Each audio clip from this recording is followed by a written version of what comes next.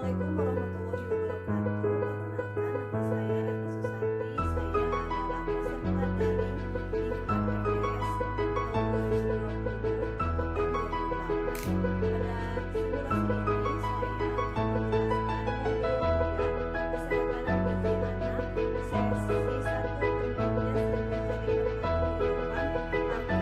ini saya akan menjelaskan kesehatan gizi anak sesi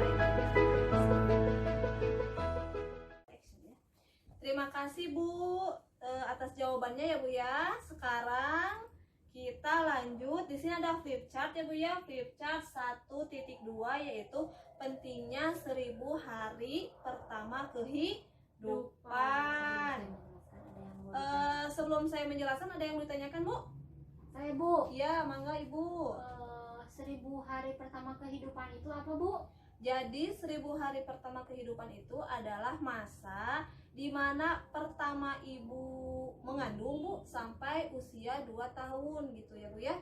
Nanti di sini juga akan dijelaskan pentingnya 1000 hari pertama kehidupan ini Bu ya. Bu. Jadi Bu, 1000 hari pertama kehidupan itu adalah masa dalam kandungan hingga anak usia 2 tahun Bu. Jadi masa ini tuh adalah masa yang paling penting bagi kehidupan anak Bu. Kalau anak ke pertama kehidupan ini terlewati dengan baik, ini akan mempengaruhi kehidupannya yang akan datang. Jadi di sini itu di 1000 hari pertama kehidupan ini gizinya harus terpenuhi dengan baik, juga makanannya harus sehat. Ingat ya Bu ya? Seperti itu. Nah, 1000 hari pertama kehidupan itu tadi seperti yang saya bilang adalah dari pertama kehamilan. Berapa bulan Bu? Dari pertama hamil 0 sampai 9 bulan. Itu sudah dihitung 1000 hari ya Bu ya. Lanjut ke masa ibu sudah melahirkan. Sudah hamil 9 bulan, ibu melahirkan. Di sana kan nipas ya Bu ya?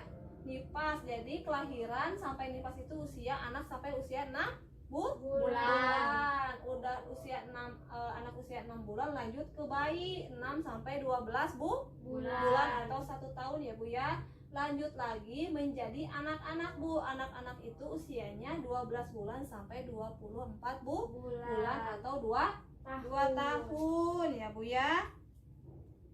Ibu itu apa ya? Di sini kan ada tulisan, Bu kelihatan nggak Bu deh Bu? Kelihatan ya Bu ya? Kelihatan. Ini anak normal. Ini ada anak wasting, ada anak Bu. wasting itu kurus Bu. Oh Ya. Di sini ada anak stunting. Dan di sini juga ada anak anak kurang gizi atau anak gizi kurang. Nih saya jelaskan ya Bu ya. Anak normal, ada yang tahu seperti apa? Berat badannya normal Bu. Berat badannya seimbang dengan tingginya normal. Jadi kalau ditimbang di posyandu itu anak ini tidak ada di bawah garis merah. Ada juga ini anak wasting, katanya kurus. Tingginya pas, maksudnya sesuai ya Bu ya dengan umurnya, tetapi badannya kurus. Nah, kalau ini kelihatan mungkin ya Bu ya.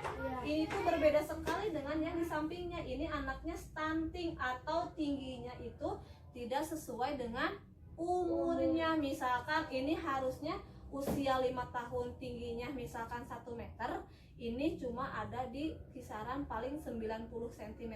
Berarti itu anak ini bisa dikategorikan sebagai stunting. Tinggi badan tidak sesuai dengan umur. Ini yang di ini apa Bu? Anak gizi kurang. Jadi berat tidak sesuai dengan umurnya. Jadi